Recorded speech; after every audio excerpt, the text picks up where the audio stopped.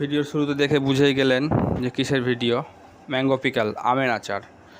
কীভাবে লাল লাল ঝাল ঝাল করা হলো, তো ভিডিওটা শেষ পর্যন্ত দেখতে হবে। প্রথমেই বাটিতে তেল নিয়ে তেলকে গরম করার জন্য গ্যাসে বসিয়ে দিলাম। মিনিমাম খুব গরম না, 5 মিনিটের মতো গরম হতে হবে।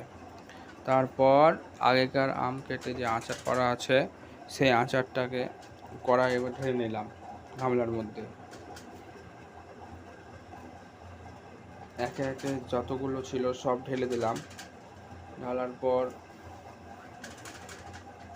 দেখো বন্ধুরা, একটাও বাকি না, সবটা ঢেলে নিলাম।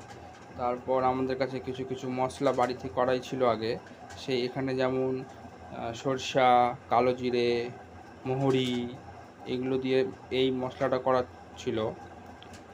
তারপরে বুঝে গেলেন এই মশলাটা কী দিয়ে করা। তারপরে এই মশলাটা মহরি, মেথি, কস্তুরি মেথি সব কিছু দিয়ে রেডি করা। আর এটা দেখে তো বুঝতেই পারছেন কি এটা, লাল লাল ঝাল ঝাল রেড চিলি পাউডার। বাড়িতে তৈরি করা শুকনো লঙ্কার পেস্ট পাউডার করা আছে। তো প্রথমে এটা দিয়ে দিলাম। তারপর সেই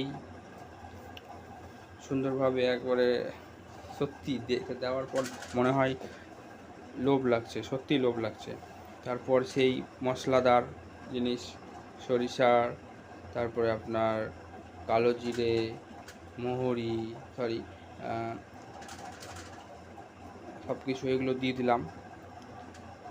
তারপর নেক্সট মশলাটা দেওয়া হবে আপনাদের মহরি, মেথি, কস্তুরি মেথি, এইগুলো দিয়ে দিলাম। দেওয়ার পর তারপরে ওই যে কড়াইতে যে তেলটা গরম করতে বসিয়েছিলে, সেটা আবার কেউ হাত দিয়ে খালি হাতে এনো না, ওটাতে কিছু একটা ধরে এনে আচারের মধ্যে দিতে হবে। তো আমার মশলা দেওয়া শেষ প্রায়। তো তারপর এই যে আচারের মধ্যে পড়লাম না, তেলটা ঢেলে দিতে হবে, গরম তেল যেমন ছকছক করে। তার 1 থেকে 1.5 মিনিট পর এবার ভালো করে সাইডগুলো নিয়ে মাখতে হবে। কারণ একটু সঙ্গে সঙ্গে মাপলে কি হবে, হাতে ফোসকা পড়ে যেতে পারে গরম তেলের জন্য। তারপর আমি ধীরে ধীরে আস্তে আস্তে মাখতে শুরু করলাম। খুব ভালো লাগছিলো আমাকে মাখতে, গরমও লাগছিল। যা সেন্ট, যা গন্ধ বেরোচ্ছিল না বন্ধুরা, উফ, মারাত্মক গন্ধ, সত্যি লোভনীয় একটা গন্ধ। আমার তো গন্ধটা খুব ভালো লাগছিল। এই যে আমার মাখা প্রায় কমপ্লিট। সব দিকে গায়ে গায়ে মশলা লেগে গেছে, যেগুলো একটু জোরালো ছিল সেইগুলোকে মাখিয়ে দিচ্ছি, মশলাগুলো যেন গায়ে লেগে যেতে পারে। কমপ্লিট আমার মাখানো। তো কার কার লোভ লাগছে অবশ্যই কমেন্ট করবে। আমার তো খুব লোভ লাগছে। তোমাদের কেমন লোভ লাগছে একটু অবশ্যই কমেন্ট করে, যার যার লাগবে। হ্যাঁ,